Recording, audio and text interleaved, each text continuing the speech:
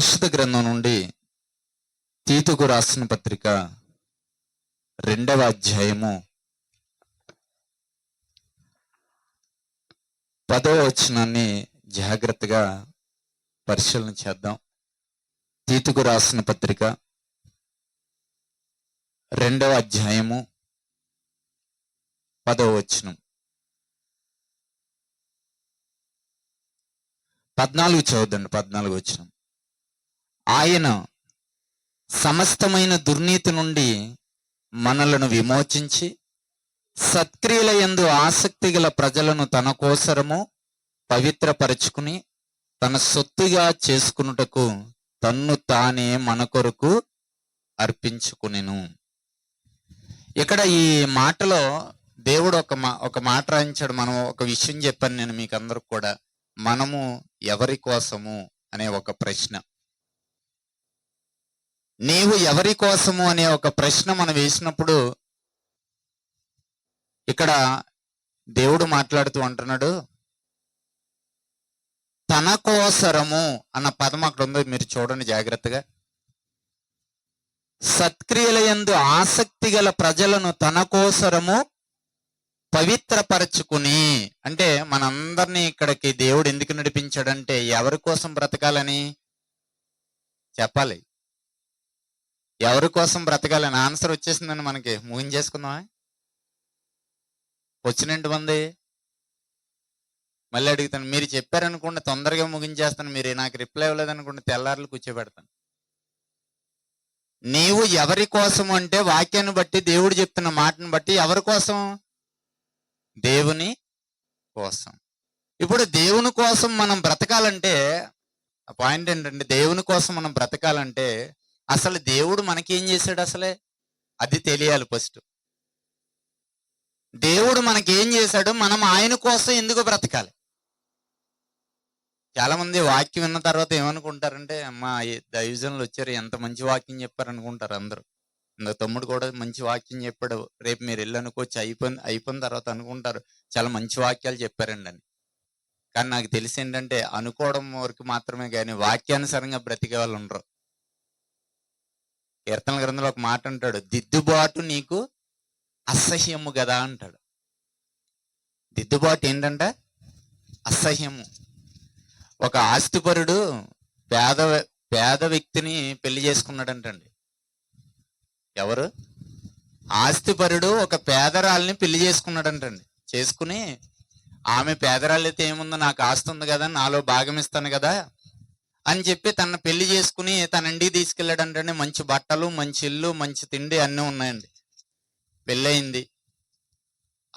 ఆయన చెప్తున్నాడంట, అమ్మగారిని భోజనానికి పిలవనని భటుడిని పంపించాడంట. పంపిస్తే ఆయన వెళ్ళి, అమ్మగారు అయ్యగారు భోజనానికి రమ్మంటున్నారండి అని చెప్పాను అన్నాడు. అంటే ఆవిడంటుందంట, నేను రాలేను కానీ భోజనం ఇక్కడికే తెచ్చాడు అందంట. ఏముందండి? నేను రాలేను కానీ భోజనం ఇక్కడికే తెచ్చాడు అందంట. అప్పుడు ఆయన ఏమనుకున్నాడంటే, మొదటి రోజు కదా సిగ్గుపడుతుందేమో, పెళ్ళయింది కదా కొత్త కదా అని భోజనం పంపించాడు. రెండో రోజు కూడా భోజనానికి రమ్మంటే అదే మాట మాట్లాడిందంట. ఈయన కూడా పంపించాడంట. అలాగా ఒక 4-5 రోజులు పంపించాడంట. తర్వాత కొన్నాళ్ళు పోయిన తర్వాత అప్పుడు ఆయనకు ఒక డౌట్ వచ్చింది. ప్రతిరోజు పంపించమంటుంది, సిగ్గుపడితే 1 రోజు పడాలి, 2 రోజులు పడాలి, 6 రోజులు పడాలి, ఇక రోజు సిగ్గుపడుతుంది, రోజు భోజనం రప్పించుకుంటుంది గదులకు అని చెప్పి ఒకరోజు భోజనం పంపించి వెనకాల వెళ్ళి కిటికీలోంచి చూస్తున్నాడు అండి అసలు ఏం చేస్తుందని. అప్పుడు ఆమె ఏం చేస్తుంది తెలుసా? భోజనము బొచ్చులో పెట్టుకుని తింటుందండి. ఎందులో పెట్టుకుని? ఇంతకుముందు ఆమె వృత్తి ఏంటి? అందులోనే తింటది. ఇప్పుడు మళ్ళీ చూసినా ఇప్పుడు ఎందులో తింటుందంట. అంటే దీన్ని బట్టి ఏమర్థమైంది మనకంటే, బట్టలు మారాయి కానీ ఏం మారలేదు, బతుకు మారలేదండి.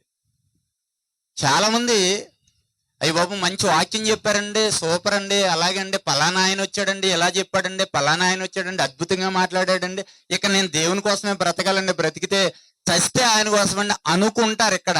కానీ ఇంటికి వెళ్ళిన తర్వాత ఇంకా మళ్ళీ మర్చిపోతారు. బూతులు మామూలే, గొడవలు మామూలే, అన్నీ మామూలే. సో మనం అలా ఉండకూడదండి. ఈ రోజు నుంచి దేవుని వాక్యం ఉన్న తర్వాత మనం బ్రతికితే దేవుని కోసం బ్రతకాలనిపించాలి.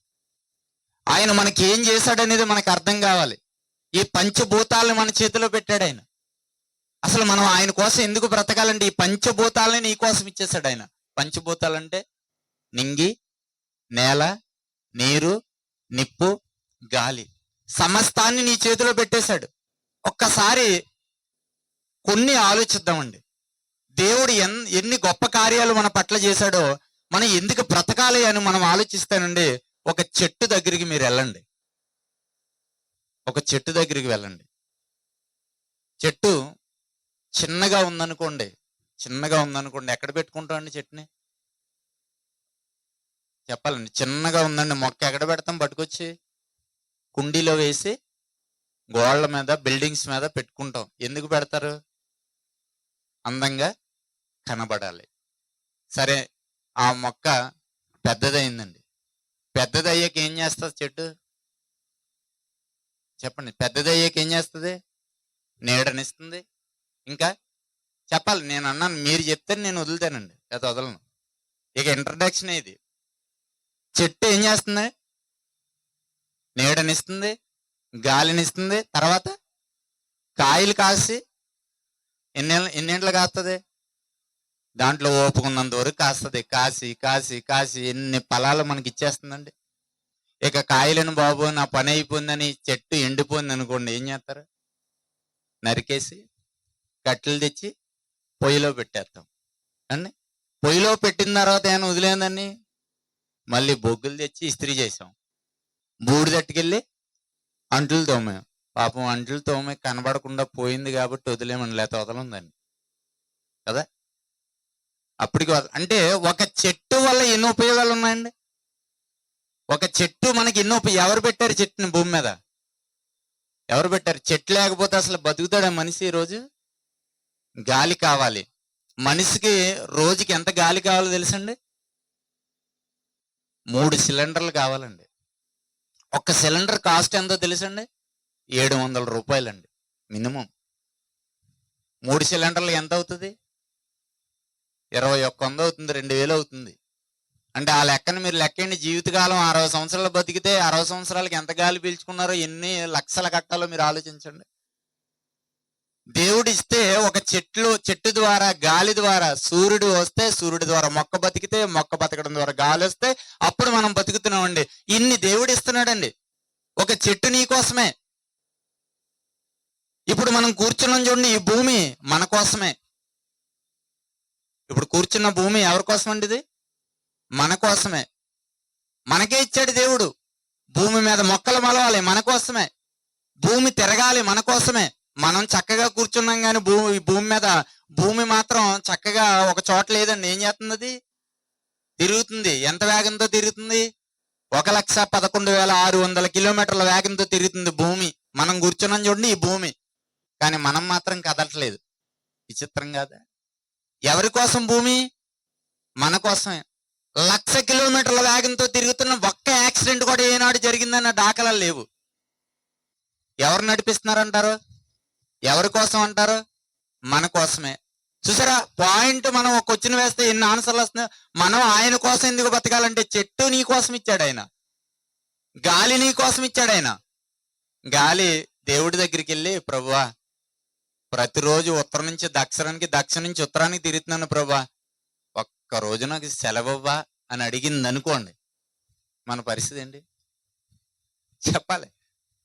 ఇక మట్టిలో పెట్టాడు మిమ్మల్ని అందరినీ. ఎవరు పెట్టాల్సిన లేదు, పెడతాక ఎవరు ఉంటారు ఇంకా భూమి మీద? ఒక్కరోజు సెలవు, ఒక్కరోజు కాదు, ఒక్క నిమిషం సెలవు అడిగినా సరే మన జీవితాలు ఏమైపోతాయండి. అనుక్షణము గాలి మన కోసమే సృష్టింపబడింది. సూర్యుడు ప్రతిరోజు ఉదయించాలి, ప్రతిరోజు అస్తమించాలి. ఏ రోజైనా ప్రభు దగ్గరికి వెళ్ళి, ప్రభువా నేను ఈ రోజు సెలవు తీసుకుంటానని అడిగాడా? అడగలేదు. మన కోసం నిత్యము పని చేయాలి. మనకున్న సెలవులు second Saturday, Sunday, festival days, summer holidays, long leaves, sick leaves అన్ని ఎవరికి ఉంటాయి? మనకుంటాయి సెలవులు. కానీ ఎవరికి లేదు చెప్పండి? గాలికి లేదు, సూర్యుడికి లేదు, భూమికి లేదు, ఆకాశానికి లేదు. ఈ పంచభూతాలన్నీ మన కోసమేనండి. సమస్తం మన కోసమే. ఇక బైబిల్లో ఒక మంచి మాట ఉంటుందండి. కీర్తనల గ్రంథము 104వ అధ్యాయము, కీర్తనల గ్రంథము 104వ అధ్యాయము 14వ వచనం చదవండి. అందరూ కూడా జాగ్రత్తగా తీద్దామండి. మనకు అర్థం అవ్వాలి, దేవుడు మనకి ఏం చేస్తాడో అర్థమవుతే ఖచ్చితంగా ఆయన కోసం బ్రతకాలనిపిస్తుందండి. 104వ కీర్తన 14వ వచనం, పశువులకు గడ్డిని నరుల ఉపయోగమునకు కూర మొక్కలు చేశాడంటండి. బాగా వినాలండి అందరూ కూడా. పశువులకి ఏమిచ్చాడంట చెప్పాలండి. మీ మీ నోటితో మీరు చెప్పాలి. నాకు స్టేజ్ మీద ఉన్న దైవజనులు కాదు నాకు చెప్పేది. పశువులకి ఏమిచ్చాడంటమ్మా? గడ్డి. మన నరులకి చెప్పండి. కూర మొక్కలు అంటే ఎన్ని రకాలు ఉంటాయి? బీరకాయలు చెప్పండి లిస్టు, బెండకాయలు, దొండకాయలు, చిక్కుడుకాయలు, ఆనపకాయలు, పొట్లకాయలు, టమాటాలు, ఎన్ని రకాలు ఉన్నాయండి? యాపిళ్ళు, దానిమ్మ పళ్ళు, రకరకాల ఐటమ్స్ అండి. ఇన్ని ఐటమ్స్ ఉన్నాయి కాబట్టి మనకి ఐటమ్స్ మారతాయి. పొద్దున్న టిఫిన్ చేసామనుకోండి ఇడ్లీ, మధ్యాహ్నం ఏం తింటారు? అన్నం తింటారు. రాత్రికి అన్నం తింటే ఇష్టం లేకపోతే ఏం తింటారు? ఫ్రైడ్ రైస్ తింటారు, లేకపోతే 65 తింటారు, 75 తింటారు, ఏం తింటారో అది తింటారు. ఎందుకు తింటున్నారు ఇవన్నీ? రకరకాల ఐటమ్స్ ఎలా వచ్చినాయి? ఈ రోజు ఇడ్లీ తింటే రేపు పూరి తింటారు, రేపు పూరి తింటే ఎల్లుండి చపాతీ తింటారు. డైలీ ఇడ్లీ తింటారా? తినరు. రోజుకో ఐటెం, పూటకో ఐటెం. ఎలా వచ్చినవి? పప్పు దినుసుల వల్ల. పప్పు దినుసులు ఎలా వచ్చినాయి? మొక్కల నుంచి. మొక్కలు ఎలా వచ్చినాయి? భూమి నుంచి వచ్చినాయి. కూర మొక్కల్ని మన కోసం ఇచ్చాడండి. అందుకే రకరకాల ఐటమ్స్ తింటాం మనం. కానీ అదే గేదెల దగ్గరికి, ఆవులు ఉన్నాయో మన గ్రామంలో, వెళ్ళండి అడగండి. గేదె నువ్వు పొద్దున్న ఏం తింటావంటే ఏం చెప్తుంది? గడ్డి. లంచ్ ఏంటమ్మా నీకు? గడ్డి. డిన్నర్ ఏంటమ్మా? గడ్డి. రేపేంటి? ఎల్లుండా? వచ్చే నెలలో? వచ్చే సంవత్సరంలో? గడ్డే. కాతో 2 రకాలు, పచ్చిగడ్డి, ఎండుగడ్డి. సో అవి చూడండి ఏం చేస్తున్నాయంటే గడ్డి తింటున్నాయి అవి పశువులు. మనుషులు ఏం తింటున్నారంటే శ్రేష్టమైనవన్నీ తింటున్నారు. మొత్తం అన్ని మనవే. పనికొచ్చేది ఏది? ఆవులకి గేదెలకి ఏరండి. వరి పంట పండిస్తారు, కోత కోస్తారు. గడ్డి ఎవరికి? పశువులకి. ధాన్యం ఎవరికి? మనకి. రైస్ మిల్లుకి వెళ్ళాక బియ్యం ఎవరికి? మనకి. తౌడు ఎవరికి? గేదెలకి. ఇంటికి వచ్చాక అన్నం ఉండేక గింజ ఎవరికి? పశువులకి. అన్నం ఎవరికి? మనకి. చెత్త అంతా దానికి. ఓ మాటలు చెప్పాలంటే వేస్ట్ దానికి, టేస్ట్ మనకి. మరి ఇప్పుడు టేస్ట్ తిన్నా మనం ఎలా బతుకుతున్నాము? వేస్ట్ తిన్నా అవి ఎలా బతుకుతున్నాయి చెప్పండి.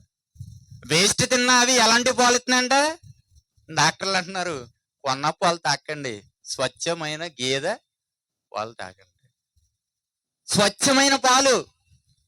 ఆ పాలు నుంచి వెన్న వస్తుంది, వెన్న నుంచి నెయ్యి వస్తుంది. ఆ నెయ్యి ఎన్ని స్వీట్లలో, ఎన్ని స్వీట్లు వేస్తారు, ఎన్ని రకాల ఐటమ్స్ తయారు చేస్తున్నారు. ఏమంటే ఒక గడ్డి తిన్నటువంటి మనకి పనికి రాదు అని ఏదైతే చెత్త అని మనం అనుకున్నామో ఆ చెత్త వేస్తే ఆ చెత్త తిని స్వచ్ఛమైన తెల్లటి పాల ద్వారా ఎన్నో ఐటమ్స్ మనకి ఇస్తుంటే టేస్ట్ తిన్న మనం ఎలా బ్రతుకుతున్నాం ఈ రాత్రి ఆలోచించండి. గొప్ప అన్ని అనుభవిస్తున్నాం, మనం ఎలా బ్రతుకుతున్నాం ఒక్కసారి ఆలోచించండి.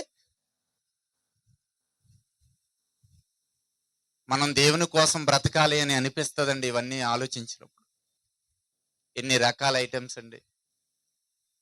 ఈ ప్రకృతిని చూస్తే ఎన్ని పాఠాలు నేర్చుకోవచ్చండి. ఒక తాడి చెట్టు దగ్గరికి వెళ్ళారనుకోండి, అసలు ఎన్ని సదుపాయాలు అందులో పెట్టాడండి. ఇప్పుడు అంటే బిల్డింగ్లు కడుతున్నారు కానీ చాలా మంది. ఒకప్పుడు ఇల్లు కట్టాలంటే ఏం కొట్టాలి తెలుసా? తాటి చెట్టు కొట్టాలి, దోలాలు కొయ్యాలి, తాటాకులు నరకాలి. ఏమండి? దాని నుంచి వచ్చే ముంజులు అంటారు అండి. ఎంత స్వచ్ఛమైన ఆరోగ్యకరమైన ఫుడ్ అండి అది, చల్లదనాన్ని ఇచ్చేది. ముంజులు తింటే ఇష్టం లేకపోతే మళ్ళీ ఏమైపోతాయండి? అయ్యి తాటికాయలు అయిపోతాయండి. తాటికాయలు కూడా తిని పడేసేస్తే టెంకలు ఏమవుతున్నాయంట చెప్పండి. మళ్ళీ తేగలు తినేసాక మళ్ళీ బుర్రలో ఏముంటుందంట? బుర్ర గుంజు. ఏమండి? మళ్ళీ ఆ బుర్రలు నేను వదులుతున్నామో మళ్ళీ ఎక్కడెట్టేస్తాం? వాటిని పట్టుకెళ్ళి పొయ్యిలో పెట్టేస్తాం. అండ్ ఒక్క తాడి చెట్టు వల్ల, ఒక వేప చెట్టు వల్ల, లేకపోతే ఇంకో చెట్టు వల్ల ఎన్ని ఉపయోగాలు దేవుడు మనకి ఇచ్చాడండి. ఇవన్నీ దేవుడు ఇచ్చింది మన కోసమే ఇచ్చాడండి. మనం అనుభవిస్తున్నామండి.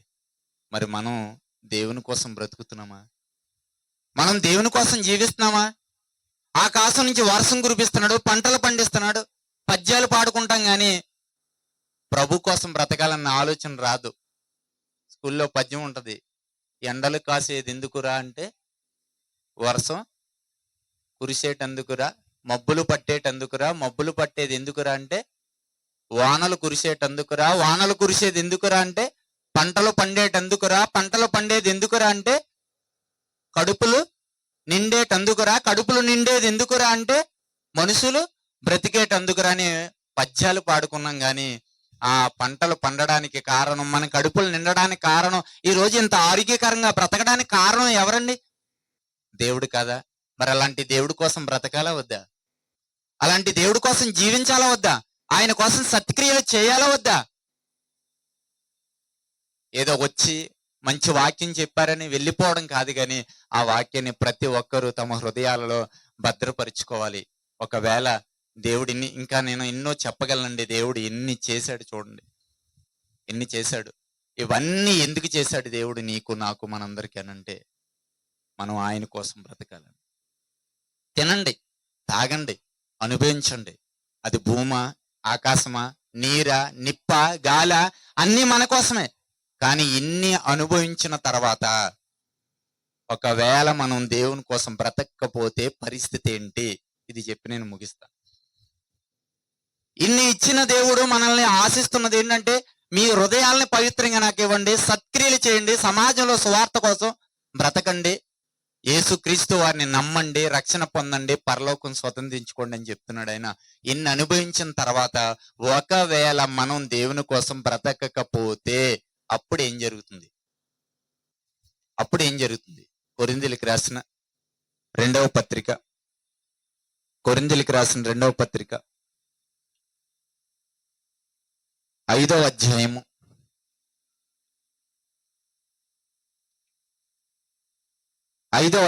10వ వచనం చదవండి. కొరింథీయులకు రాసిన రెండవ పత్రిక 5వ అధ్యాయం 10వ వచనం.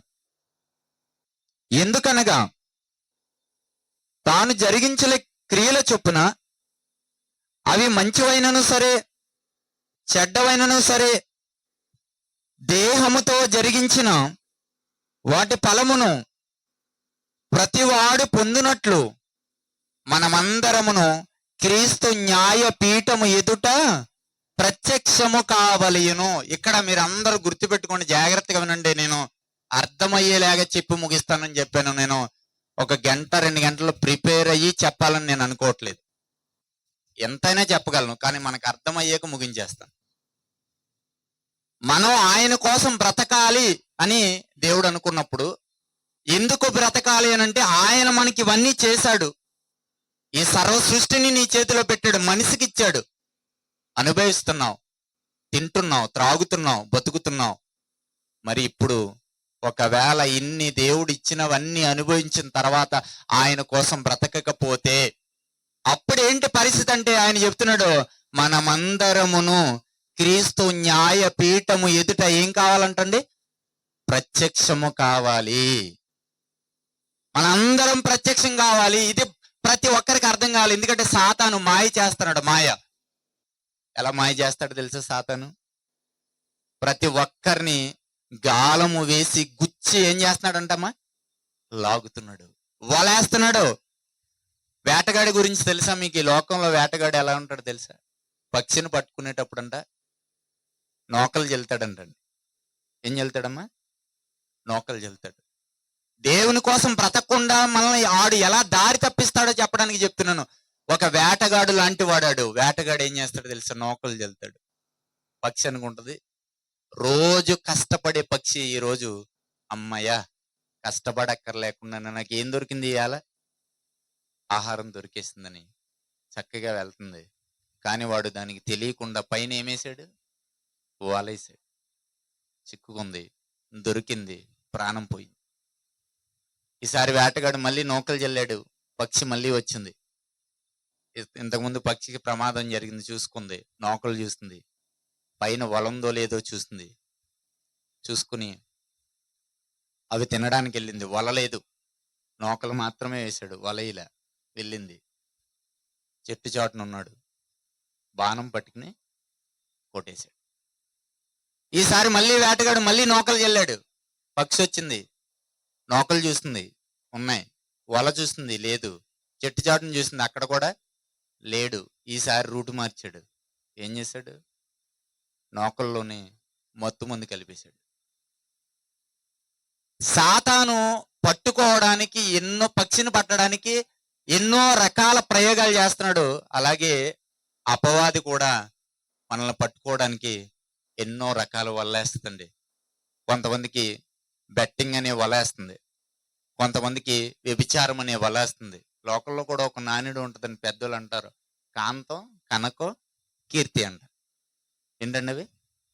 కాంతం కనకో కీర్తి. కాంతం అంటే వ్యభిచారం, కనకం అంటే డబ్బు, కీర్తి అంటే పొగడ్తలు. ఇందులో ఏదో ఒక దానికి మనిషి పడతాడంటే సాతాను కూడా అలాగే మాయ చేస్తున్నాడు. దేవుని కోసం బ్రతకకుండా, ఒకవేళ తెలుసుకున్నా బ్రతకనివ్వకుండా దేవునికి దూరం చేయాలని ఎన్నో ప్రయోగాలు చేస్తాడు. ఒకవేళ అలా మనం మోసపోతే ఆయన న్యాయ తీర్పులోనికి వెళతామంట. అప్పుడు దేవుడు నువ్వు చేసే మంచి పనులని లేదా నువ్వు చేసే చెడ్డ పనుల్ని అక్కడ ఆయన ఫైల్ ఓపెన్ చేస్తాడు అని చక్కటి మాట ప్రకటన గ్రంథంలో ఉంటుంది. చూద్దాం, ప్రకటన గ్రంథం 20వ అధ్యాయము 12 వచ్చి మంచి మాటలండి చెప్పి ముగించేస్తాను. ప్రకటన గ్రంథం 20వ అధ్యాయం 12 వచనం, 20వ అధ్యాయం 12 వచనం. మరియు గొప్పవారేమి కొద్దివారేమి మృతులైన వారందరూ ఆ సింహాసనం ఎదుట నిలువబడి ఉండట చూచితిని. అప్పుడు గ్రంథములు విప్పబడిను, మరియు జీవ గ్రంథమును వేరొక గ్రంథము విప్పబడిను. ఆ గ్రంథముల యందు రాయబడి ఉన్న వాటిని బట్టి తమ క్రియల చొప్పున మృతులు ఏం పొందుతారంటండి? తీర్పు పొందుతారు. అంటే మనందరి మరణం సంభవించిన తర్వాత ప్రభు దగ్గరికి వెళ్ళాక మనకు ఒక ఫైల్ ఉంది ఆయన దగ్గర. ఆ ఫైల్ ఓపెన్ చేస్తాడంటండి. కొద్ది నిమిషాలు జాగ్రత్తగా వినండి, ముగిస్తాను. ఈ భూమి మీద మనం చనిపోయామనుకోండి, వెంటనే ఏం చేస్తారు తెలుసండి? గవర్నమెంట్ వాళ్ళు మన రేషన్ కార్డు క్యాన్సిల్ చేస్తారు. ఒక డెత్ సర్టిఫికెట్ ఇచ్చి ఏ విధంగానూ నీ పేరు ఈ భూమి మీద ఉండదు. ఒకవేళ మనం 10 ఎకరాలు సంపాదించినా మనం చచ్చిపోయాక పిల్లలు ఏం చేస్తారండి? వెంటనే మార్చేస్తారు. డెత్ సర్టిఫికేట్ తెచ్చుకుని అన్ని మార్చేసుకుంటారండి. ఇల్లు అయినా, పొలాలైనా, స్థలాలైనా అండి, లాకర్లో ఉన్న బంగారం అయినా వాళ్ళ పేర్ల మీదకి ట్రాన్స్ఫర్ చేయించేసుకుంటారు ఖచ్చితంగా. ఈ భూమి మీద మన పేరంటూ ఉండదు. ఒకవేళ ఏదో తప్పులు చేసి పోలీస్ స్టేషన్ లో పేరు నమోదైనా కోర్టు పోలీస్ స్టేషన్ వాళ్ళు కూడా ఏం చేస్తారు? ఇక చచ్చిపోడు కాబట్టి ఈయన పేరు తీసేయండి అంటాడు. కానీ అసలు ట్విస్ట్ ఏంటంటే చచ్చేక లేపేవాడు ఒకడు ఉన్నాడు. ఆయన ఎవరు? యేసుక్రీస్తు. చనిపోయిన తర్వాత తట్టి లేపుతాడు మనల్ని, లేపి అడుగుతాడు. అప్పుడు లెక్క ఏమడుగుతాడు? ఎవరిని అడుగుతాడు? దేవుని కోసం బ్రతకకుండా ఈ భూమిని, నింగిని, నేలను, చెట్లు అన్నిటిని అనిపించేస్తాం కదా. వాస్తవానికి దేవుడు ఇచ్చాడంటారా? ఒప్పుకుంటున్నారు అందరూ కూడా? దేవుడే ఇచ్చాడంటారా? ఇవన్నీ దేవుడే ఇచ్చాడు, ఇవ్వలేదా? చెప్పరండి అమ్మ. యాపిల్కాయకి రంగు ఎవరు వేసారు? మనం వేసామా? దేవుడు వేసాడా? లేదా శాస్త్రవేత్త వేసాడా? చెప్పాలి. యాపిల్కాయకి రంగు ఎవరు వేసారండి? దేవుడే కదా. వంకాయకి పచ్చ రంగు ఎవరు వేసారు? తెల్ల వంకాయ అంటాం. లేదంటే దానిమ్మకాయకి ఎర్ర రంగు, లేకపోతే పుచ్చకాయ పైనేమో పచ్చగా ఉంటది, లోనేమో ఎర్రగా ఉంటది. ఎవరేసారంటారు? కొబ్బరికాయ ఏమో అసలు అదే మూత ఎవరెట్టారు తెలియదు, లోన నీళ్ళు ఎవరు పెట్టారు తెలియదు. మనిషి ఎవరైనా పెట్టారంటే నమ్మశక్యం కాదు. ఎవరు పెట్టి ఉంటారు? దేవుడే కదా. సమస్తాన్ని పెట్టింది ఆయనే, కలిగించింది ఆయనే. ఇప్పుడు ఆయన మరణం తర్వాత లెక్క అడుగుతున్నాడు. అబ్బాయి లేదా అమ్మా, నువ్వు భూమి మీద నేను ఇచ్చినవన్నీ అనిపించావు కదా. అనిపించాను ప్రభా, నా కోసం బ్రతికావు. ఒకవేళ బ్రతికితే పర్వాలా, ఒకవేళ దేవుని కోసం బ్రతకకపోతే అప్పుడు వెళ్ళి లెక్క అడుగుతాడండి. ఆ లెక్కకు సమాధానం చెప్పగలరా? లెక్క అడిగినప్పుడు నేనంటే ఎవరనుకున్నావు తెలుసా? మా ఊర్లో వార్డు నెంబర్ అంటే కుదరదు, ప్రెసిడెంట్ అని నేనంటే కుదరదు, లేకపోతే వీరప్పన్ మొయిలీ నిన్ను అన్నాడానికి ఆడిని మీసలాటింగ్ గెటరేస్తాడు నరకంలోకి. నేను ప్రధానమంత్రిని అంటే కుదరదు, అమెరికా అధ్యక్షుడిని అంటే కుదరదు, మరణం తర్వాత నువ్వు దేవుని కోసం బ్రతకపోతే నువ్వెవరైనా నీ రికమెండేషన్ పనిచేయవు అక్కడ. దేవుడు లెక్క అడుగుతాడు, ఆ లెక్కకి నువ్వు సరిగ్గా సమాధానం చెప్పగలగాలి. ఎంతటి వాడినైనా లెక్క అడుగుతాడు ఆయన. ఒకవేళ ఒప్పుకుని నువ్వు నిజాయితీగా యథార్థంగా బ్రతికితే నేను లెక్క అడగడు ఆయన. నువ్వు ఎన్ని తప్పులు చేసినా, ప్రభా నా తప్పుని క్షమించాను నువ్వు ఒక్కసారి అడిగి ఆయన కోసం బ్రతికితే నువ్వు చేసిన తప్పులు నేను అడగడు. కానీ దేవుని కోసం బ్రతకకుండా గనక చనిపోయామా అప్పుడు లెక్క అడుగుతాడు. ఏం చెప్తారండి అప్పుడు లెక్క అడిగితే? చాలా మంది ఎన్నో తప్పులు చేస్తూ ఉంటారు. వాట్సాప్లో మెసేజ్లు ఎట్టేస్తూ ఉంటారు, రాంగ్ మెసేజ్లు, లేదంటే రాంగ్ పర్సన్తో మాట్లాడడం, అక్రమ సంబంధాలు పెట్టుకోవడం, రకరకాలుగా చేస్తారు. ఇప్పుడు వాట్సాప్లో మెసేజ్లు చేసేసుకుని అమ్మ నాన్నకి తెలియకుండా ఉండాలని ఏం చేస్తారు వాళ్ళు? మళ్ళీ క్లియర్ చాట్. ఒకవేళ క్లియర్ చాట్ చేయకపోతే కొంతమంది ఉంటారు తెలుగుగా ఎవ్రీ వన్ డిలీట్ కొడతారు వాళ్ళు. అంటే ఇంకా కనపడకుండా దేవతలా ఉండదు, అవతలా ఉండదు అనమాట. మొత్తం డిలీట్ చేసేసావు, ఇంకా ఏమి లేదు, నేనేం తప్పు చేయలేదు అంటారు వీళ్ళు అమ్మ నాన్న ముందు. కానీ దేవుని దగ్గర రికార్డు మొత్తం ఉంటది.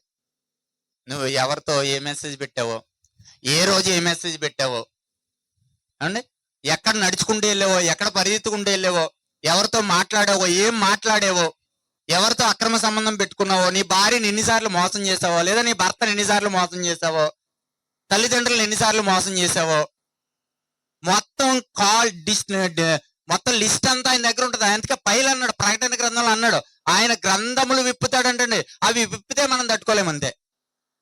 ఇక అప్పుడు వాన ఉండదు. ఇప్పుడు నేను ఇన్ని ప్రసంగాలు చేస్తున్నాను కదా, ఇంత ఇంత బాగా చెప్తున్నాను కదా, చెప్పిన తర్వాత నేనే కనుక వెళ్ళిపోయి చెడ్డగా బ్రతికితే చచ్చిపోయిన తర్వాత దేవుడు తీర్పులోనికి తీసుకొచ్చినప్పుడు నన్ను కనుక అడిగి అబ్బాయి నీకు నరకం ఇస్తున్నా అన్నాడు అనుకో, అదేంటి ప్రభు నేను అంత ప్రసంగం చేశాను కదా, ఎందుకు నాకు నరకం ఏంటి అని అడిగాను అనుకోండి, అప్పుడు దేవుడు నా యొక్క హిస్టరీ అంతా ఎక్కడెత్తాడు?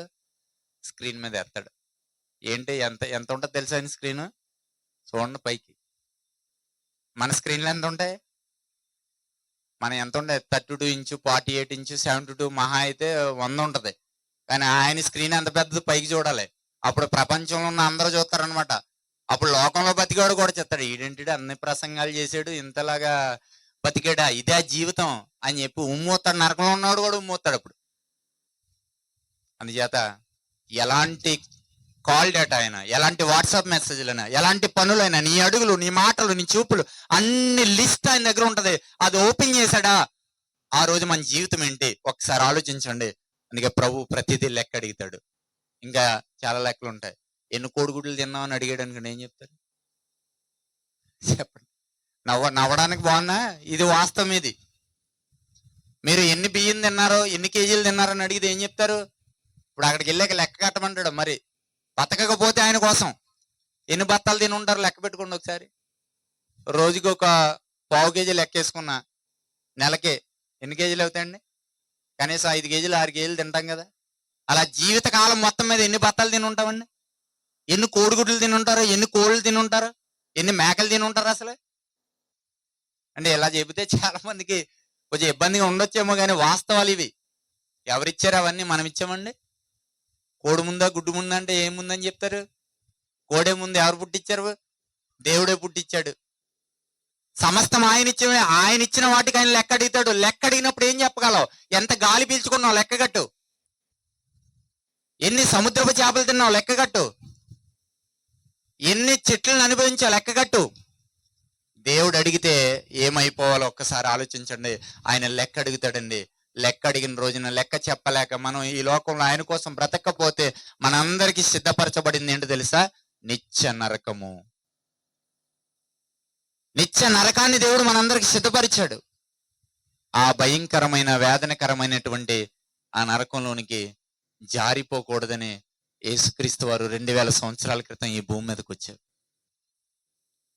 అలా నరకంలోనికి జారిపోకూడదని తమ్ముడోళ్ళు ఇంత కష్టపడుతున్నారు. అలా నరకంలోనికి జారిపోకూడదని ఎంతో దూరం ప్రయాణం చేసి నేను మీ మధ్యకు వచ్చాను. ఎవరు ఏది సంపాదించుకోవాలని కాదు. ఆస్తులు మనకు అవసరంలే, అంతస్తులు మనకు అవసరంలే. కోట్ల ఆస్తున్న వాళ్ళు క్షణాల్లో ప్రాణం విడిచి వెళ్ళిపోతున్నారు. ఈ విషయం అర్థమైందండి ఎవరికి? మోసేకి అర్థమైంది. పాత నిబంధనలు ఉన్న మోసేకి ఆయనకి ఏం కనబడుతుంది తెలుసండి? అక్కడ మంట ఒకటి చెలరేగిందండి. పొద కారట్లేదు, మంట ఆరిపోవట్లేదు. పొద కాలిపోవటం లేదు, మంట ఆరిపోవటం లేదు. ఏంటి విచిత్రం? ఎప్పుడు కొత్త నిబంధనలు కదా, పాత నిబంధనలోనే మోసే గారికి అర్థమైంది, ఆ అగ్ని ఆరదు, పురుగు చావదు. మనమే ఒక చెత్త కుప్ప ఇక్కడ వేసామండి, ఒక అగ్గిపుల్ల అంటించామండి పెట్రోల్ పోసి. అంటించినప్పుడు ఏమవ్వాలంటే ఆ ఆ కుప్ప అయినా కాలిపోవాలి, లేదా మంట అయినా ఆరిపోవాలి. విచిత్రం ఏంటంటే మోసే దగ్గర ఆ చెత్త కాలిపోవట్లేదు, మంట ఆరిపోవట్లేదు. ఏంటి విచిత్రం అంటే 2000 సంవత్సరాల క్రితం వచ్చినటువంటి మోసే తర్వాత 1000 సంవత్సరాల తర్వాత వచ్చినటువంటి యేసుక్రీస్తు వారు చెప్తున్నారు, అగ్ని ఆరదు, పురుగు చావదు. అది కనబడింది ఆయనకి. అది కనబడగానే ఆయన ఒకటే ఫిక్స్ అయిపోయాడు. వాళ్ళ అమ్మ అడుగుతుంది మోసేని, ఇవన్నీ చదివించడానికి నా టైం లేదు. మోసేని వాళ్ళ అమ్మ అడుగుతుంది, ఏమని తెలుసా? మోసే, అరే ఒక్కసారి అమ్మాని పిలవరా, పెంచుకుందామే. ఐగుప్తు రాజు చంపేస్తున్న టైంలో ఆయన జమ్ము పెట్టిలో దాచిపెట్టినప్పుడు అతన్ని తీసుకెళ్లి పెంచుకుంది ఐగుప్తు రాజు కూతురు రాని. ఆవిడ అడుగుతుంది, మోసే ఒక్కసారి అమ్మాని పిలవరా, ఈ సింహాసనాన్ని నీకు ఇచ్చేస్తాను అని అంటే, అప్పుడు మోసే అన్నాడు, ఐగుప్తు ధనము కంటే క్రీస్తు విషయమైన నింద గొప్ప భాగ్యం. ఏమండి, మనకి ఆఫ్టర్ ఒక ప్రెసిడెంట్ పోస్ట్ ఇస్తానన్నారు అనుకోండి ఎవరైనా, అరే నాకు ఒకసారి నమస్కారం పెడితే ప్రెసిడెంట్ పోస్ట్ ఇస్తానన్నారు అనుకోండి, ఎన్నిసార్లు పెడతాడు? ఒకసారి ఏం గారు 100 సార్లు మొక్కేస్తాం మనం. మోసేని అంటుంది వాళ్ళ అమ్మ, సింహాసనం ఇచ్చేస్తాను నీకు, ఈ దేశాన్ని పరిపాలించే అధికారం నీకు ఇస్తానంటే, నువ్వు వద్దు, ఈ సింహాసనం వద్దు, నాకేం కావాలంటే ఇశ్రాయేలుని నడిపించి ఆ నాయకత్వం కావాలి, వాళ్ళు నడిపించాలి, నేను క్రీస్తు విషయమని నిందలు భరించాలి, నేను అవమానాలు భరించాలి, వాళ్ళ చేత తిట్లు తినాలి, కొట్టించుకోవాలి, నేను బాధలు పడాలి. ఎవరండి అలా కోరుకునేది? గొప్పవాడండి మోసే. పరలోకాన్ని స్వతంత్రించుకున్నాడు. ఆయనకి అర్థమైంది నరకం ఉందని. ఆ తర్వాత శద్రకు, మేషక్, అబేద్నెగోలు అనేటువంటి వాళ్ళు అగ్నిలో పడవేయబడతారండి. రాజు శాసనాన్ని ధిక్కరించారని అగ్నిలో వేసేస్తారు వాళ్ళని. చాలా మంది ఏమనుకుంటున్నారు తెలుసండి? ముగిస్తానండి. చాలా మంది ఏమనుకుంటున్నారు తెలుసా? నరకము లేదు, ఏమీ లేదు, దేవుడు అంత క్రూరుడా నరకంలో పడేయడానికి అని చేసే బోధకులు కూడా ఉన్నారు. కానీ ఉందా లేదా అంటే ఖచ్చితంగా ఉందండి. మీకు ఒక ఎగ్జాంపుల్ చెప్తాను నేను. ఈ భూమి మీద ఆరిపోయే అగ్ని ఇది. శద్రకు, మేషక్, అబేద్నెగోల్ని ఆ మండుగుండంలో వేసిన తర్వాత రాజు అన్నాడు, 7 అంతలు పెంచి అన్నాడు. ఎన్నంతలు? 7 అంతలు పెంచంటే అర్థం ఏంటి చెప్పండి మీరు? పెంచమంటున్నాడంటే అర్థం ఏంటి? ఆరిపోయేది అది. ఆరిపోయే దీపానికంటే వెలిగెక్కువ అన్నట్టు ఆరిపోయేదానికి ఇంకా పెంచమంటున్నాడు. 7 అంతలు పెంచు, మహారౌద్రం గలవాడైపోయి పెంచే, ఇంకా పెంచే అన్నాడు. 7 అంతలు పెంచేశాడంట. పెంచినా ఆరిపోయింది కదా అది. అదేమీ వాళ్ళని కాల్చలేదు. కానీ దేవుని దగ్గర ఉన్న అగ్ని ఆరిపోయేది కాదండి. అది తగ్గిస్తే తగ్గిపోయేది కాదు, పెంచితే పెంచిపోయేది కాదు. ఎప్పుడు ఒకలానే ఉంటది అది. మనిషి చావడు, ఆత్మ చావదు. చావు బతుకుల మధ్య ఉన్నవాడు ప్రాణం ఎలా ఉంటుందో నరకంలో జీవితం కూడా అలాగే ఉంటది. వాస్తవం ఇది. నరకం ఉందా? అంత శిక్ష యుగయుగాలు భరించాలా అంటే అవును, యుగయుగాలు భరించాలి. శిక్షలు ఎలా ఉంటాయి తెలుసండి? చేసిన నేరానికి ఇన్ని శిక్షలను ఉంటాయి. ఒక దొంగతనం చేశాడు అనుకోండి, ఇంటికొచ్చి ఒక 10,000 కట్ట దొంగతనం చేశాడు, దొరికాడు. కానీ పోలీసులు ఎన్ని కేసులు పెడతారు? 1 కేసు పెట్టరు, 5-6 పెడతారు. ఎలా పెడతారు తెలుసండి? ఆడి ఇంటికి రావడం మొదటి తప్పు, తలుపులు బద్దలు కొట్టడం రెండో తప్పు, లోనున్న మనుషులు బెదిరించడం మూడో తప్పు, ఆడు డబ్బులు ఎట్టుకెళ్ళడం 4వ తప్పు. ఇలా ఉంటాయి శిక్షలు. సల్మాన్ ఖాన్ అని ఒక హీరో ఉన్నాడండి, హిందీ హీరో. మీరు గూగుల్లో, యూట్యూబ్లో కొట్టండి, వచ్చేదే చెప్తున్నాను నేను. వాడు అడవికి వెళ్ళి, రాజస్థాన్ అడవికి వెళ్ళాడు. షూటింగ్కి వెళ్ళి ఖాళీగా ఉందని జోబులో గెన్న పెట్టుకుని అడవికి వెళ్ళాడు. వెళ్ళి ఒక జింకను కాల్చుకుని తినేశాడండి.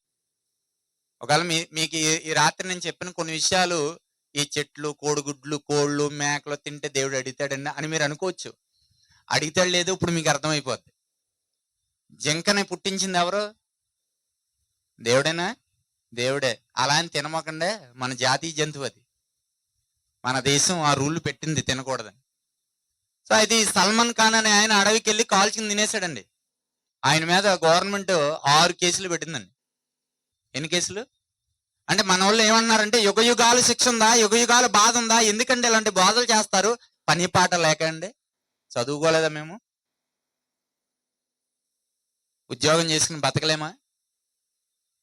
బతుకు దేరి కోసం పట్టుకున్నది కాదు, కల్పన కథలు చెప్పి ఏమండి ధనాన్ని పోజేసుకోవడానికి వచ్చిన వాళ్ళం కాదు. ఒకవేళ ఉంటే ఉండొచ్చు, అలాంటి వాళ్ళు చాలా మంది ఉన్నారు వ్యాపారాలు చేసుకునే వాళ్ళు.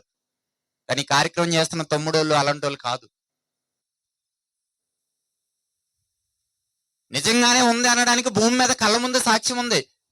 ఒక్క జింకను తిన్నాడండి, 6 కేసులు పెట్టారు. ఎందుకు పెట్టారు తెలుసా? మొదటి తప్పు అడవికి వెళ్ళాడని, రెండో తప్పు గెన్న పట్టుకెళ్ళాడని, మూడో తప్పు అతడు కాల్చాడని, జింకను కాల్చాడని, నాలుగో తప్పు జింకను తిన్నాడని, ఐదో తప్పు సాక్ష్యాన్ని ఒప్పుకోలేదని, ఆరో తప్పు తారుమారు చేశాడని. ఇలా ఒకటి కాదు, రెండు కాదు, అనేకమైనవి పెడతారు. ఒక్కొక్క తప్పుకి ఇన్ని శిక్షలను ఉంటాయి. అమెరికాలో ఎవరో వ్యక్తి, నాకు పేరు సరిగా ఐడలేదు కానీ, ఒక వ్యక్తి ఎన్నో తప్పులు చేస్తే తనకి శిక్షలు వేసిందంటండి గవర్నమెంట్. ఎన్ని శిక్షలు వేసిందంటే 20 శిక్షలు వేసిందంటండి. ఎన్ని శిక్షలు? 20 శిక్షలు. 20 శిక్షలకి ఒక్కొక్క శిక్షకు వచ్చి 20 సంవత్సరాలు జైలు శిక్ష అంటండి. ఒక్కో శిక్షకి ఎన్ని సంవత్సరాల శిక్ష? 20. ఇప్పుడు 20 × 20 కొడితే ఎంత అవుతుందండి? 400 సంవత్సరాల శిక్ష. బతికేది ఎంత మనిషి? 60 లేదా 70, 100 అనుకుందామండి, 200 అనుకుందామండి. ఇంకెంత ఎక్స్ట్రా ఉంది? 200 ఉంది. బతికేది ఇడు 100 సంవత్సరాలు అయితే 400 సంవత్సరాల శిక్ష ఉంది. శిక్ష ఏంటంటే అదే యుగ యుగాల శిక్ష కూడా అలాగే ఉంటది. ఎన్ని తప్పులు చేసావు, ఎన్ని అబద్ధాలు ఆడావు, ఎన్ని సంసారాలు కూల్చావు, ఎంతమందిని పాడు చేసావు, ఎంత అసూయతో రగిలిపోయావు, ఎంత పగ నీకు, ఎంత కోపం నీకు, ఎంత ద్వేషం నీకు. ఏమన్నా ఉంటాక ఇలా ఉంటాం కానీ మనిషి అనేవాడికి నిలువెత్తు పగండి, కోపం అండి. అవునా కాదా? మనుషులందరికీ కోపం తగ్గదండి. ఇలా పైగా మాట అంటారు తెలుసా, చచ్చిన ఆడు గుమ్మం దొక్కని నన్ను అంత మాట అన్నాడు. మళ్ళీ ఎక్కడికి వస్తాం? మళ్ళీ బైబిల్ పట్టుకుని మనం చర్చికి వస్తాం. పైగా మాట్లాడదు, చచ్చినా గుమ్మం దొక్కను. అబ్బా ఎంత గొప్ప డైలాగ్ అండి. దేవుడు ఏం చెప్పాడు తెలుసా అండి? కోపం గురించి దేవుడు ఏం చెప్పాడు తెలుసా? సూర్యుడు అస్తమించే వరకు మీలో ఏముండకూడదు? కోపం ఉండకూడదు. పోవాలి అర్జెంటుగా. మనకి ఇది గుర్తుండదు. మనకి ఏం గుర్తుండదు? సూర్యుడు వచ్చాడు, పొద్దున ఏం పెట్టాలి వాట్సాప్లో? Good morning. మధ్యాహ్నం గుడ్ ఆఫ్టర్నూన్. సాయంత్రం గుడ్ ఈవినింగ్. ఇక సూర్యుడు వెళ్ళిపోతే గుడ్ నైట్. ఎన్ని చెప్పాం? సూర్యుని చూసే 4 చెప్పాం రోజు. ఏమైనా ఉపయోగం ఉందా మన ఆత్మీయ జీవితానికి అంటే ఏమి లేదు. అదే సూర్యుని చూసి నీ ఆత్మీయ జీవితానికి ఉపయోగపడింది. దేవుడు ఏం చెప్పాడు? సూర్యుడు అస్తమిస్తా నీకేం పోవాలి? కోపం పోవాలి. ఇది గుర్తులేదు, ఇంకెక్కడ పరలోకం వెళ్తామండి? శిక్షలు ఉన్నాయి. చేసిన ప్రతి తప్పుకి దేవుడు లెక్క అడిగితే, నువ్వు తిన్న బియ్యానికి, నువ్వు తిన్న కోళ్ళకి, నువ్వు తిన్న మేకలకి, నువ్వు తిన్న పీల్చుకున్న గాలికి, అనుభవించిన సూర్యుడికి, భూమికి, సమస్తానికి దేవుడు లెక్క అడిగితే ఏం చేస్తాం? ఎక్కడ కట్టగలవు ఆయనకి? ఫైన్ కట్టలేనోడు ఏమనిపించాలి చెప్పండి అమ్మా? ఫైన్ కట్ట, కోర్టులోకి చిన్న చిన్న కేసులకి వెళ్తా ఉంటారు. ఓ 10,000 20,000 ఫైన్ వేస్తారు. కట్టలేకపోతే ఒక 5 నెలలు జైల్లో ఉండంటారు. మనం కూడా అంతే. మరణించాక ఎక్కడి నుంచి తెచ్చి కడతాం? ఒకవేళ మనం అనుకోవచ్చు, నాకేండి 10 ఎకరాలు ఉందండి కట్టేస్తానండి తిన్నాటికి అన్నీ అనుకున్నా అనుకో, చనిపోయాక అక్కడ ఉంటుంది నీకు పొలం? ఆల్రెడీ వాళ్ళు మార్చేశారు కదా. మనసు పెట్టి ఆలోచించండి. తిన్న ప్రతి దానికి, అనుభవించిన ప్రతి దానికి దేవుడు లెక్క అడుగుతాడు. అందుకోసం మనం ఈ భూమి మీద ఎవరి కోసం బ్రతకాలి చెప్పండి? మీరు చెప్పాలి. నీవు ఎవరి కోసం చెప్పండి? నీవు ఎవరి కోసం? ఈ సృష్టి ఎవరి కోసం? ఈ సృష్టి ఎవరి కోసం అండి? మన కోసం. మనం ఎవరి కోసం? దేవుని కోసం. ఆయన కోసం బ్రతకపోతే, ఆయన కోసం జీవించకపోతే మనకి పరలోకం లేదండి. మనం ఆయన కోసం బ్రతకాలి. ఆయన ఇచ్చినవి అనుభవిస్తున్నాం. ఆయన ఇచ్చినవి మనం అనుభవించినప్పుడు ఆయన కోసం బ్రతకపోతే నిత్య నరకానికి మనం పాత్రలైపోతాం. ఆ నరకం నుంచి తప్పించడానికి యేసుక్రీస్తు వారు ఈ లోకానికి వచ్చి శిలువ యాగం చేశారు, బలియాగం చేశారు. నమ్మి బాప్తిసం పొందినోడు రక్షింపబడతాడు, నమ్మని వానికి శిక్ష విధింపబడును అని బైబిల్ గ్రంథంలో రాయబడి ఉంది. ఎవరైతే నమ్ముతారో, నమ్మని వారు నమ్మాలి, నమ్మిన వారు సత్క్రియలు చేయాలి.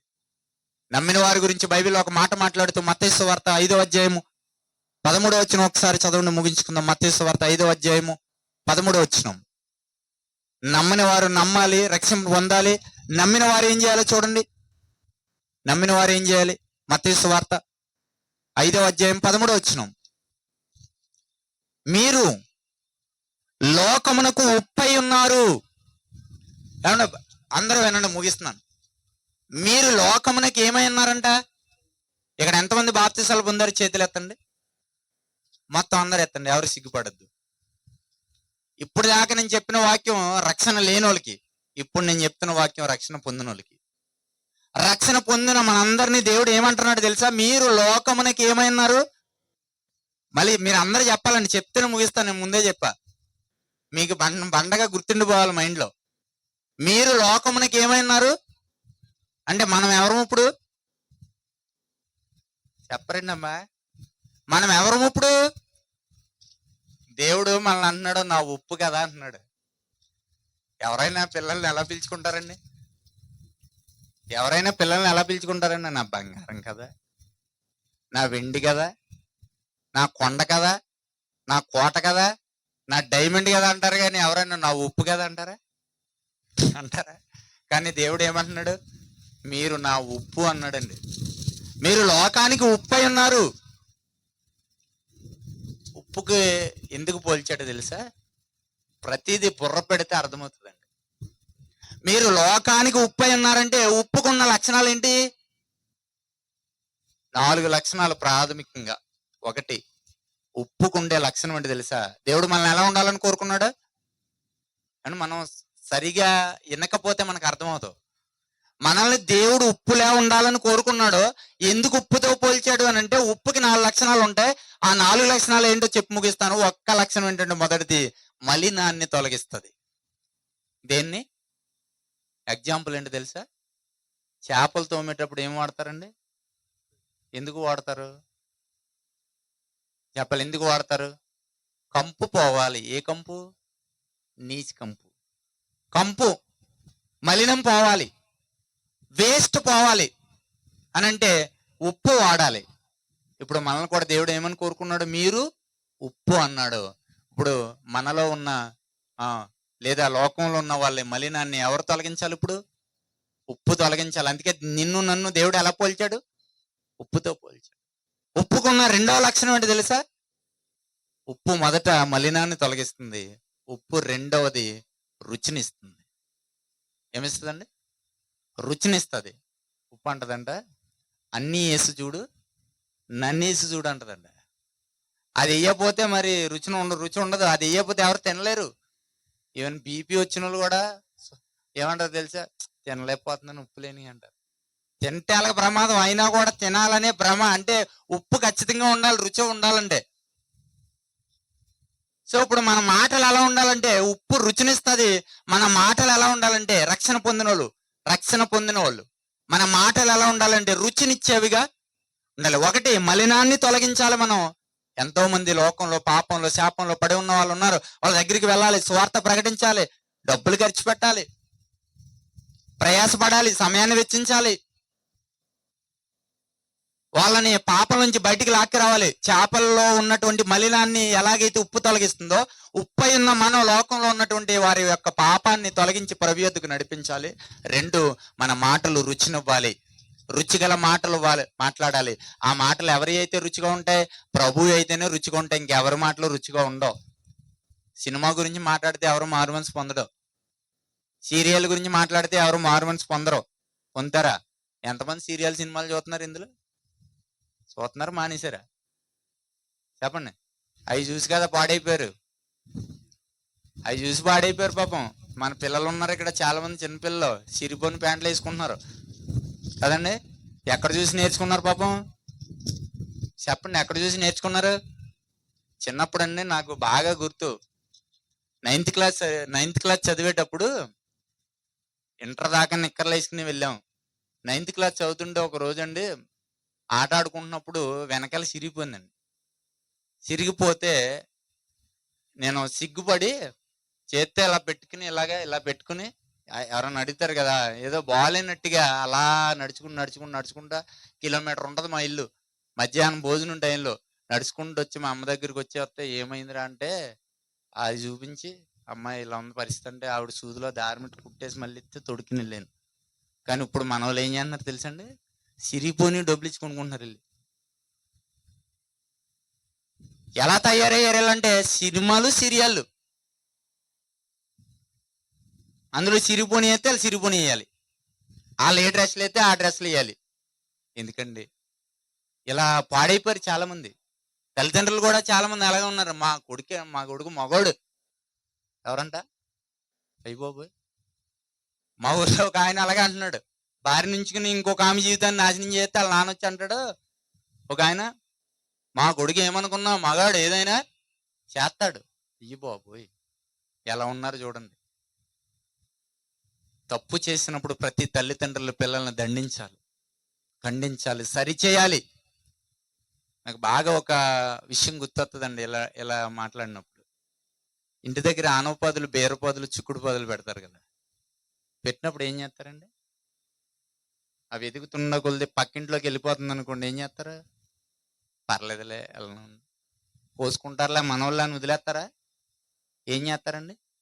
మళ్ళీ దాన్ని ఎదర అలా అలా పట్టుకుని లాక్కొచ్చి చెట్టుకి మెలేసేసి మన ఇంట్లో పందిరేసేసి మెలేసేస్తారు. ఎందుకు? మన దొడ్లోనే కాయాలి, మరి ఎవరి దొడ్లోకి వెళ్ళకూడదు. అసలు వెళ్ళి కాసినా వాళ్ళు తిన్నా ప్రాబ్లమే లేదు. కానీ దాని దగ్గర ఎంత జాగ్రత్త. మరి పిల్లలు వెళ్ళిపోవచ్చు, గోడలు దూకేయచ్చు, పిల్లలు పాడైపోవచ్చు. వాళ్ళు మాత్రం ఏం చేయరట? కంట్రోల్ చేయరట. ఎక్కడ న్యాయం అండి? ప్రతి ఒక్కరూ ఆలోచించాలి. పాపానికి దూరంగా ఉండాలి. ఉప్పు మలినాన్ని తొలగిస్తుంది. 2 ఉప్పు ఏం చేస్తుంది? రుచినిస్తుంది. 3 ఉప్పు ఏం చేస్తుంది తెలుసా? దాహాన్ని పెంచుతుంది. ఏం చేస్తుందండి? దాహాన్ని పెంచుతుంది. మనం మాట్లాడితే ఎదుటివాడికి వినాలనిపించాలి. ఇంకా మనం మాట్లాడితే ఇంకా చెప్పండి, ఇంకా చెప్పండి అనాలి. మరి ఎవరి గురించి చెప్తే వింటారు ఎదుటోళ్ళు? ఇవన్నీ రెఫరెన్స్లు చెప్పవేవో కానీ నేను ఇప్పుడు టైం లేదు కదా. ఎవరి గురించి చెప్తే వింటారు? వినుట వలన విశ్వాసం కలుగును. ఆ వినుట ఎవరిని గురించి వింటే కలుగుతుంది? క్రీస్తు గురించిన మాట వలన కలుగుతుంది. ఆయన గురించి చెప్పాలి, ఆయన గురించి మాట్లాడాలి. నా డొప్పు, నా గొప్ప, ఇది కాదు. మన గొప్ప ఎందుకు? మన గొప్ప చెప్తే ఎవరు వినరు. ఇప్పుడు నేను ఇంతసేపు నిలబడి మా అమ్మలాగా, మా నాన్నలాగా, నేను ఇలాగా అంటే మీరు ఎవరన్నా ఉంటారు ఇక్కడ? అందరూ వెళ్ళిపోతారు. ఎవరి గురించి చెప్తున్నాను ఇప్పుడు? ప్రభు గురించి చెప్తున్నాను కాబట్టి మీరు వింటున్నారు. అలాగే మీరు కూడా ఎవరికైనా చెప్పేటప్పుడు ప్రభు గురించి అప్పుడు ఖచ్చితంగా వింటారు. కానీ మనం అవి చెప్పం. ఎంతసేపు మనకి ఆ ఇంట్లో వాళ్ళు ఎలా అయిపోయారు, ఈ ఇంట్లో వాళ్ళు ఎలా అయిపోయారు, ఎదింట్లో వాళ్ళు ఎలా అయిపోయారు, ఇయే కదండి. ఇక రాత్రి ఆడు వెళ్ళిపోయాడంటే ఎక్కడికో. ఏమండి ఈ వార్తలు ఎక్కడికి వెళ్ళిపోతాయండి? కువైట్, అమెరికా వెళ్ళిపోతాయి. వాళ్ళు ఫోన్ చేస్తారు మళ్ళీ మనకు తెల్లారి. ఇక్కడ రాత్రి ఎంత మంచి వాక్యం చెప్పారండి సహోదరులు వచ్చి. ఆ వాక్యం ఎంత మంచి వాక్యం చెప్పారండి. అవి మా హృదయంలో నాటుకోబడ్డ. దేవుని కోసం బ్రతకాలరా, మేము బతుకుతున్నాం, నువ్వు బ్రతకని ఎవరికైనా చెప్తారు వెళ్ళి? చెప్పరు. ఎవడన్నా లేచి వెళ్ళిపోయిన వాళ్ళ గురించి, ఎవరన్నా ఏదైనా చేస్తే ఇలాంటి ప్రచారాలు బాగా బాగా చేస్తాం మనం. మారాలండి ఎక్కడైనా. దేవుని మాటలు చెప్పండి, వెళ్ళి రుచినివ్వాలి. ఆయన గురించి చెప్పండి, ఆయన శిలువ యాగం గురించి చెప్పండి, ఆయన బలియాగం చెప్పండి. అవి చెప్తున్నందుకే కదా తారులు ఎత్తిపోతున్నారు చాలా మంది. ప్రభు మరణం గురించి, పునరుద్ధానం గురించి చెప్తుంటే బెంబేలు ఎత్తిపోతున్నారు చాలా మంది. అందుకే మంచిగా చెప్పేవాళ్ళని బతకని ఓట్లా చంపేస్తున్నారు.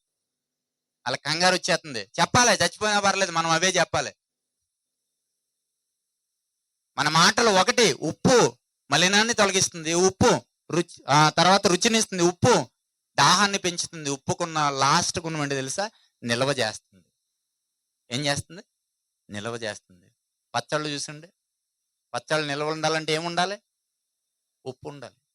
అలాగే మన పిల్లలు కూడా యథార్థంగా పుట్టారు వాళ్ళు. దేవుడు యథార్థంగా పుట్టించాడు వాళ్ళని, పాపులుగా కాదు, యథార్థవంతులుగా, వాళ్ళని పవిత్రులుగా పుట్టించాడు. ఆ పుట్టిన వాళ్ళని పుట్టినట్టుగానే యథార్థంగా పెంచాలి అని అంటే నువ్వు ఉప్పుగా మారాలి.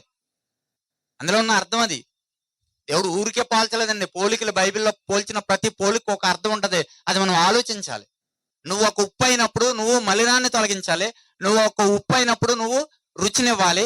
నువ్వు ఉప్పు అయినప్పుడు నువ్వు దాహాన్ని పెంచాలి. నువ్వు ఉప్పుగా ఉన్నప్పుడు నీ పిల్లలు యథార్థంగా పుట్టారు. పచ్చళ్ళను ఉప్పు ఎలా నిల్వ చేస్తుందో నీ పిల్లలు యథార్థవంతులు, వాళ్ళని కూడా నువ్వు అలాగే నిల్వ చేయాలి. దేవుని కోసం బ్రతకాలి, ఆయన కోసం పని చేయాలి, సత్క్రియలు చేయాలి. సత్క్రియలు చేయుటకు ఆసక్తి గల ప్రజలను తన కోసరము దేవుడు ఏం చేసుకున్నాడంట? నిర్ణయించుకున్నాడు. కాబట్టి ఇక్కడ ఉన్న మనందరం సత్క్రియలు చేయాలి, తప్పించుకు తిరగకూడదు. సత్క్రియలు చేయడానికి ఆసక్తి గల ప్రజలుగా మనం ఉండాలి. చాలా మంది దేవుని పని చేయడానికి ఆసక్తి ఉండదండి, సాకులు చెప్తారు. కరెక్ట్గా ప్రార్థన వచ్చేదానికి సాకులు చెప్తారండి. బైబిల్లోనే ఉందో మాట. దేవుడు పిలుస్తున్నాడంట ప్రభు, అరే విందుకు రండిరా బాబు అంటే వాళ్ళు అంటున్నారంట. కానీ మన వాళ్ళు సాకులు సేమ్ దానికి అలా అతుక్కుపోతాయండి. లోకాసు వార్తలు ఉంటాయి, 14-16లో ఉంటది. ఆ మాటలు ఇంటికి వెళ్ళి చదవండి. విందు జరుగుతుంది, పిలువు నాయన, చుట్టుపక్కల ఉన్న వాళ్ళంటే వెళ్ళి పిలిస్తే వాళ్ళు అన్నారంట, ఒకడు అంటున్నాడంట, నాకు వ్యవసాయం ఉంది, దుక్కు దున్నుకోవాలి, కాబట్టి నేను ఎక్కడికి రాలేను, ఇప్పుడు ప్రార్థనకి రాలేను. ఆదివారం చాలా మంది పాస్టర్లు అడుగుతారు, అమ్మా ప్రార్థనకి ఎందుకు రావట్లేదంటే, నేను పొలం వెళ్ళానండి. ఎప్పుడు వెళ్ళారు? 6 రోజులు వెళ్ళారు, మళ్ళీ ఎప్పుడు వెళ్ళిపోతున్నారు? నాకు పని ఎక్కువైపోయిందండి. పొలాలండి, మాటలేంటండి? ఎవరిచ్చారు పొలాలు నీకు? దేవుడిచ్చాడు. అంటే ఇప్పుడు నువ్వు ప్రార్థనకి రావాలని దేవుడు ఏం చేయాలి? అర్జెంటుగా చెప్పాలి, పొలం తీసేయాలి, అప్పుడు ప్రభు దగ్గర వస్తారు కదా. ఇంకొకడు అంటున్నాడంట, అమ్మయ్య రండి అంటే, ఇదిగో మా యొక్క ఎద్దులు లేదా మా ఆవులు గేదెలు ఏమైనా సూడి అయినాయి, పరీక్షించడానికి వెళ్తున్నాను. ఎప్పుడు? అది ఆదివారమే, అది ప్రార్థన ఉన్నప్పుడే. ఇప్పుడు సూడి అయినాయి అంటే ప్రకృతి కాలక్రమేణా అవన్నీ సక్రమంగా ఉన్నాయంటే ఎవరిదయ్యది? గర్భఫలం ఎవరిచ్చి బహుమానం అండి? ఇప్పుడు అది దేవుడు ఇంత గొప్ప కార్యం చేస్తే చాలా మంది గర్భఫలాలు లేనంతసేపు ఏం చేస్తారు తెలుసండి? పాస్టర్ గారు మాకు పిల్లలు లేరండి, ప్రార్థన చేయండి అంటారు. సంఘం దగ్గర కూడా ప్రార్థన చేయండి అంటారు. చేసి చేసి చేసి ప్రార్థన చేసి మొత్తం మీద ఏదో ఒకలాగా దేవుడు కార్యం చేశాడు, అందరు ప్రార్థనలు విన్నాను. ఇక గర్భఫలం వచ్చాక, పిల్లలు పుట్టాక, అమ్మ ప్రార్థనకి రావట్లేదంటే, ఇదిగోండి వీళ్ళ వల్ల నేను ప్రార్థనకి రాలేకపోతున్నాను. అంటే దేవుడి తప్పు ఇప్పుడు మంద కాదు. ఎవరు తప్పమ్మా? ఇంకొకడు అన్నాడంట, ఏమయ్యా నువ్వు రావయ్యా అంటే, నేను కొత్తగా ఏం చేసుకున్నాను, అందుకే రాలేకపోతున్నాను. పెళ్ళి అవనంతసేపు ఏం చేస్తారండి? అయ్యారు మా అబ్బాయికి పెళ్లి సంబంధం కుదరట్లేదండి, మా అమ్మాయికి పెళ్లి సంబంధం కుదరట్లేదండి, ప్రార్థన చేయండి. అందరు చేసేసిన తర్వాత చెయ్యనంతసేపు బావస్తారండి ప్రార్థనకి, అస్సలు మానరు.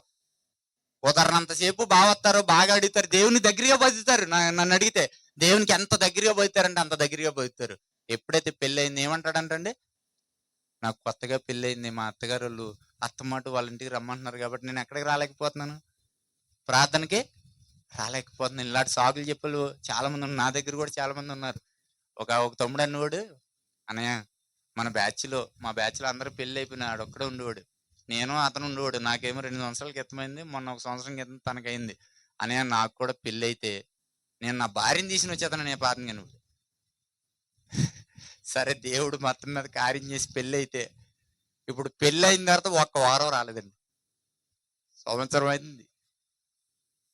అంటే ఇప్పుడు దేవుడికి దగ్గరగా ఉండాలంటే దేవుడు ఏం చేయాలి చెప్పండి? ఇక నన్ను అడిగితే అవేమి లేకుండా, ఇప్పుడు గేదెలన్నీ సూడి అయినాయి అని ప్రార్థనకి రావడం మానేస్తారు. ఇప్పుడు దేవుడు ఏం చేయాలంటే, అమ్మా మీరు గొడ్రాలుగా ఉండండి అనాలా? చెప్పాలి. అలా చేస్తే వస్తారా?